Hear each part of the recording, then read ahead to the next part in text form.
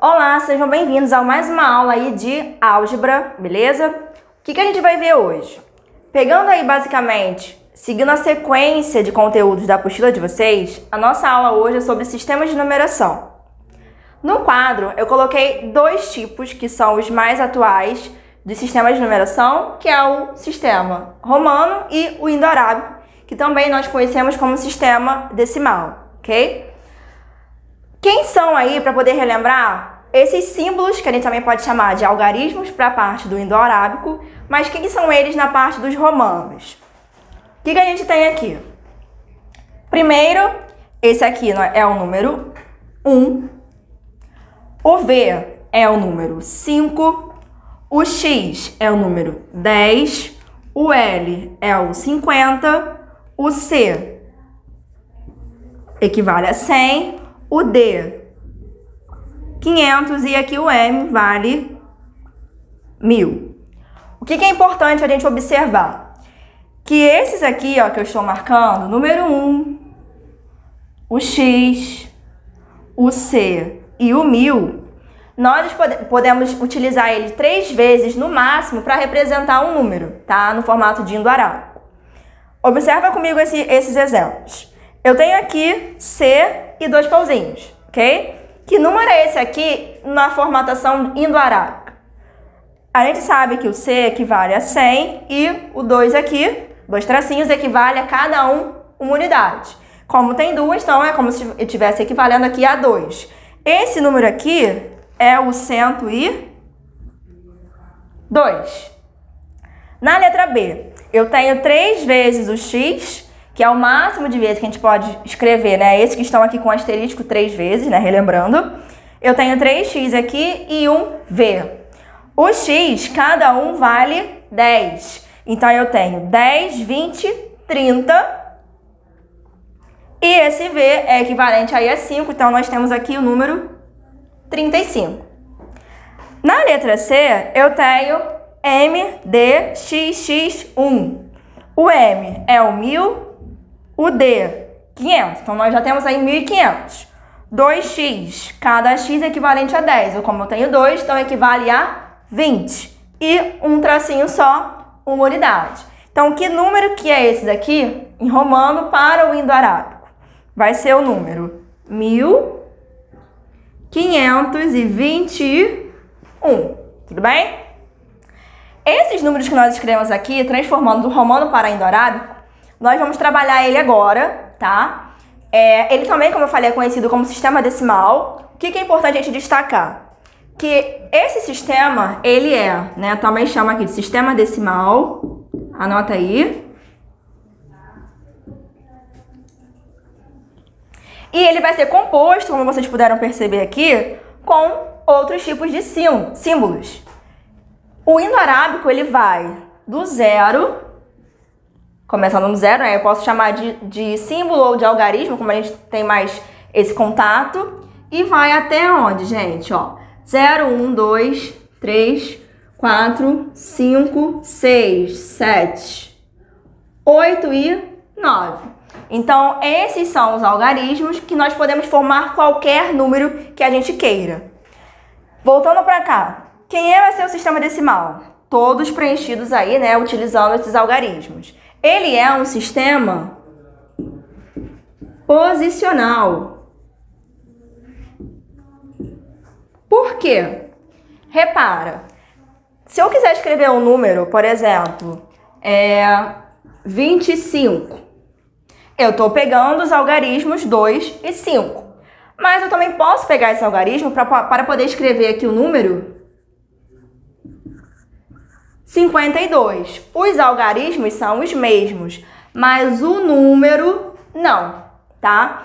Cada algarismo aqui tem um valor posicional, uma posição diferente. E aonde a gente pode perceber essa posição? Olhando para cá. O número que a gente pode escrever, né, entre os algarismos, do 0 até 9, ele é dividido entre classes. E aqui na parte de baixo, relembrando aí quando vocês estudaram lá atrás, cada classe a gente pode ter 3 ordens: unidade, dezena, centena, para a primeira classe, que é a simples. Para a outra classe de milhar, mesma coisa, unidade, dezena, centena. E para a unidade de milhão, unidade, dezena e centena também. Então, essa parte aqui da unidade, dezena e centena, nós chamamos de ordens. Então, todo número ele vai ter ordem e classe. Vamos pegar aqui um exemplo.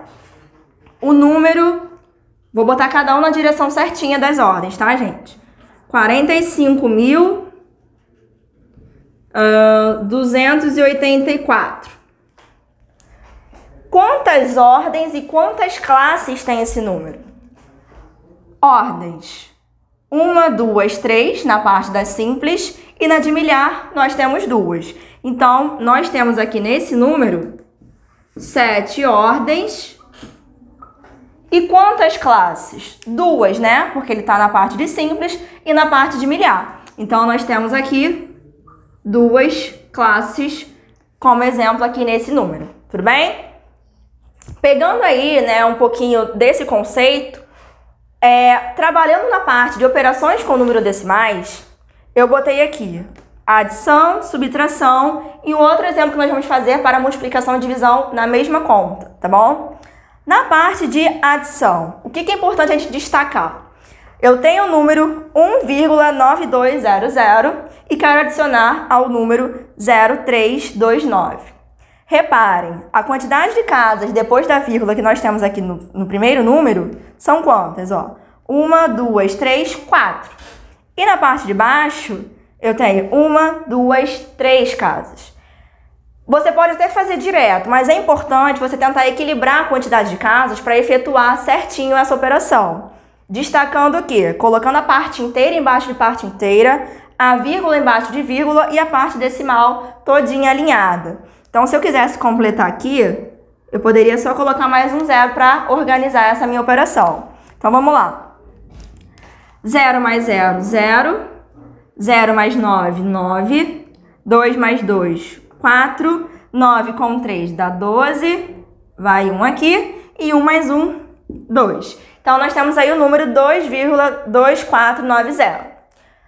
Na parte de subtração, a mesma ideia, tá? A linha, quem é a parte inteira? No caso, a parte inteira, gente, vai ser o número que está na frente da vírgula, tudo bem? Então, a parte inteira aqui é o 33 e a parte inteira do de baixo é o 12. E ver se as outras casas estão alinhadas, tá bom? Vamos lá. 9, tira 1. 8. 8 não dá para tirar 9. Então, nesse caso, como aqui o 8 é menor, a gente vai precisar pegar emprestado do algarismo que está do lado, que é o 7. Como eu vou emprestar mais uma dezena, né? Na verdade, esse vai 1, na verdade não vai 1 unidade, vai uma dezena, porque se a gente fosse pegar daqui, ó, aqui, ó, o 7 tá nessa parte das centenas e tá emprestando dezena para outra coluna. Então, não vai uma unidade, vai uma dezena. E aí, essa dezena é equivalente a 10. Então, é como se ficasse 10 mais 8, 18 aí. 18 tira 9, 9. Tudo bem? 6, mesma ideia. O 6 não tira o 7. Faço o mesmo procedimento. Vou pegar emprestado aqui, ó, do 3. Fica aqui 2 e emprestei uma dezena. Então, vai ficar aqui, ó, 16. 16 para tirar 7, isso vai dar quanto pra gente? 9. Agora dá, ó, 2 tira 2, 0. E 3 tira 1, 2. Então, o meu número aí, 20,998. Na parte de multiplicação e divisão, vamos trabalhar com o conceito de IMC. Vocês já viram isso? O que é o IMC? Vai ser a divisão do meu peso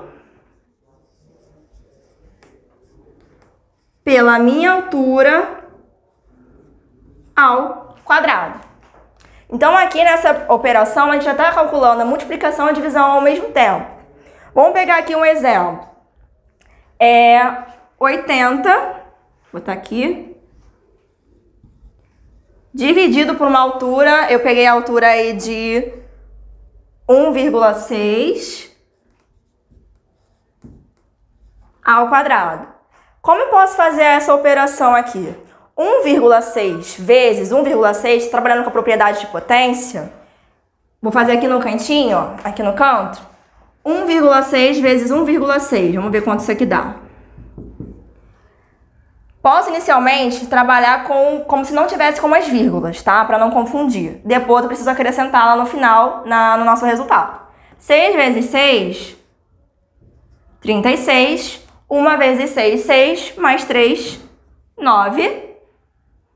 1 vezes 6, 6. 1 vezes 1, 1. Somando aí, 6. 9 com 6 dá 15. 2,56. Por quê?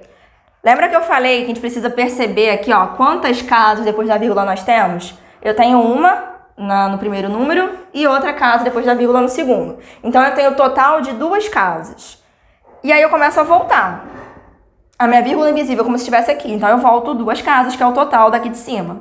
1, 2. Então, a minha vírgula para aqui. Tudo bem? Então, nós temos aí o número 80 dividido por 2,56. Pausa aí o vídeo, vê se você consegue lembrar como que é essa divisão de 80 por 2,6.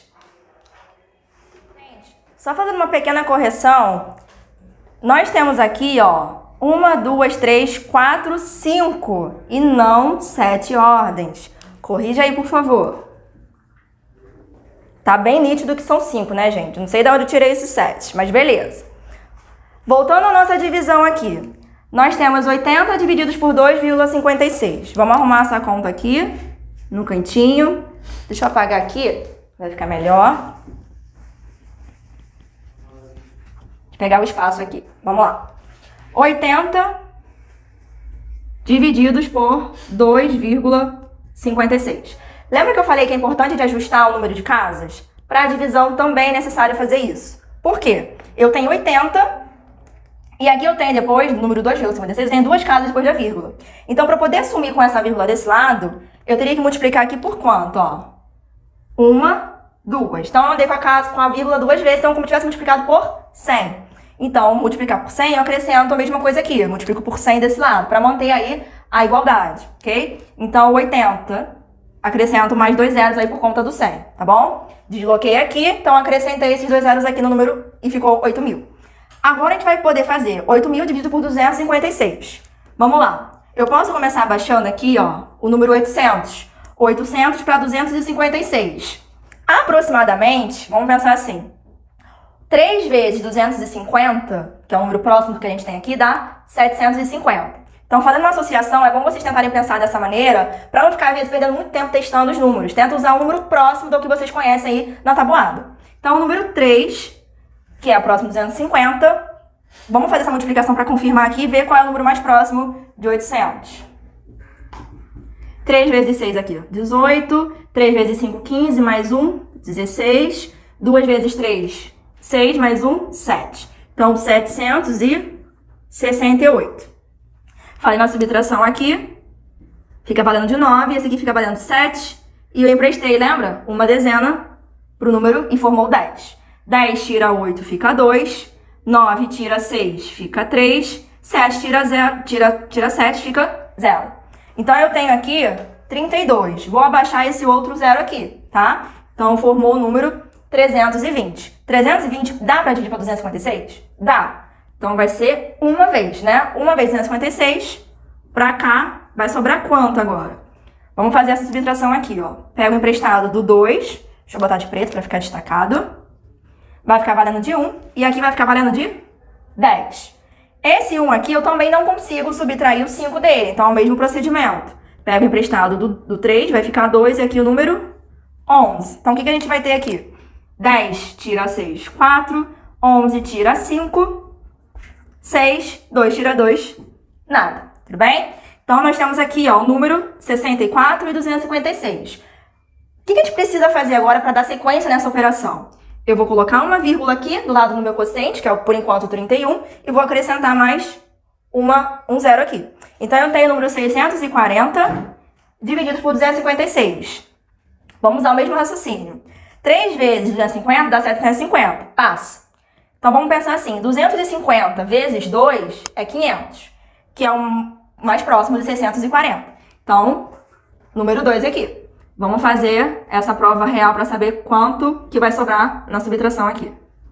2 vezes 6, 12, vai 1. 2 vezes 5, 10 mais 1, 11, vai 1. 2 vezes 2, 4 mais 1, 5. Então, nós temos um número aí, 512. Vamos subtrair. Deixa eu trocar de caneta. Aqui vai dar 3 e aqui vai ser o 10. 10 dá para tirar 2? 8. 3 tira 1? Sim, né? 2. E 6 tira 5? 1 também. Já estamos quase no final dessa operação. O que acontece? Não vou colocar nem mais zero aqui e vou ajustar esse número aqui de baixo. Acrescentando esse zero, só falta preencher com mais um algarismo para poder acertar esse nosso quociente. Então, a gente tem aqui, ó, vamos usar o mesmo raciocínio. 4 vezes 250 é 1000.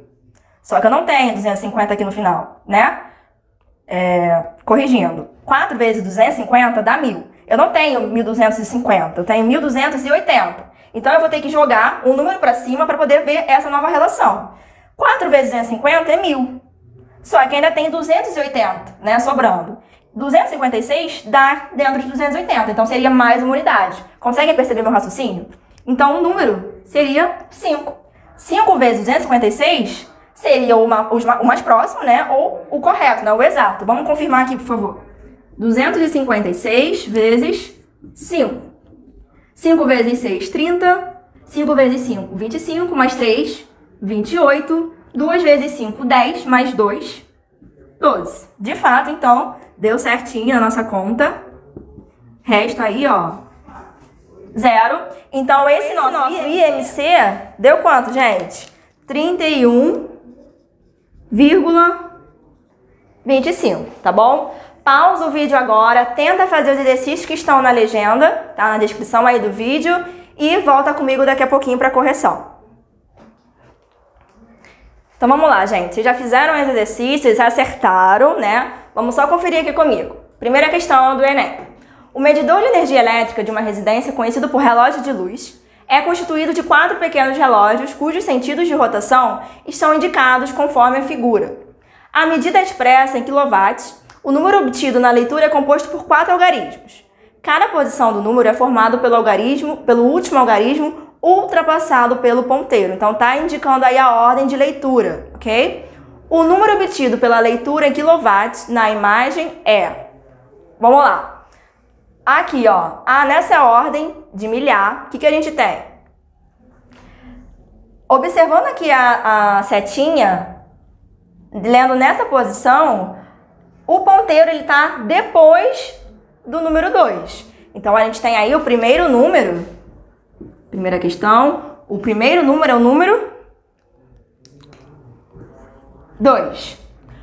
Olhando para o segundo relógio. Tá aí, ó.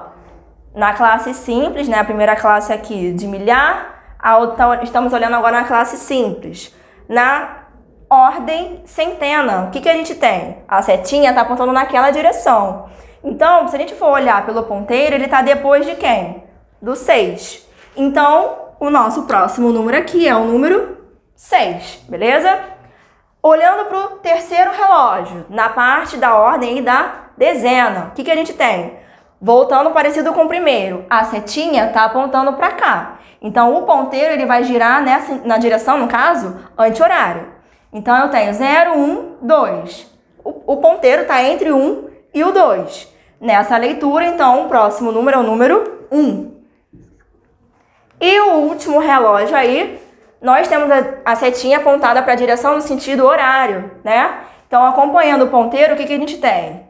Que o ponteiro está entre o número 4 e o número 5, mas na leitura da seta, então, ele é o número 4. Então, qual vai ser o resultado aí dessa análise dos relógios? Alternativa, letra A, 2.614. Tudo bem?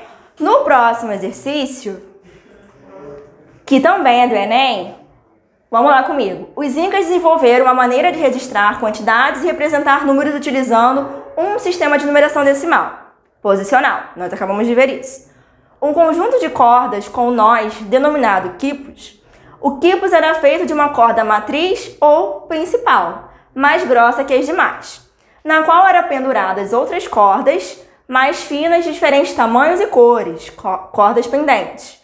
De acordo com a sua posição, os nós significavam unidades, dezenas, centenas e milhares. Na figura 1, o quipus representa o número decimal 2.453. Para representar o zero, em qualquer posição, não se coloca nenhum nó. A figura está aí, né, representando o número na figura 1 e na figura 2. O número da representação do quipus na figura 2, em base decimal, é... Gente, o que a gente tem que analisar? A figura 1 está aqui, a gente tem que olhar para a figura 2, tá? Tá na vertical aí esses nós. Quando nós vamos escrever o número, a gente começa aqui, né, observando quem está na ordem simples, unidade, dezena e centena, e depois na outra classe de milhar. Se a gente for pegando aqui, ó, de baixo para cima, seguindo aí a unidade, quem é a unidade que nós temos aqui, ó? Quantos nós aparecem na parte das unidades na figura 2? Quantas unidades? 4. Olhando a ordem acima, nós temos aí a parte das dezenas. Conta comigo aqui quantos nós aparecem. 1, 2, 3, 4, 5, 6 nós. Então, a ordem na frente das unidades, que é das dezenas, tem o número 6, beleza? A parte de cima, na parte das centenas, não tem nenhum nó. Mas o enunciado disse que, quando não tem nó, representa o número 0. Tudo bem? E, por último, na ordem aí, na parte de classes de milhar, quantos nós temos? 3, né? Então, ajustando, nós teremos o número 3.064, a alternativa, letra C. Tudo bem? Espero que vocês tenham aí relembrado um pouquinho sobre esse conteúdo de sistemas de numeração. Qualquer dúvida, nós estamos à disposição. Obrigada por tudo, gente. Até mais.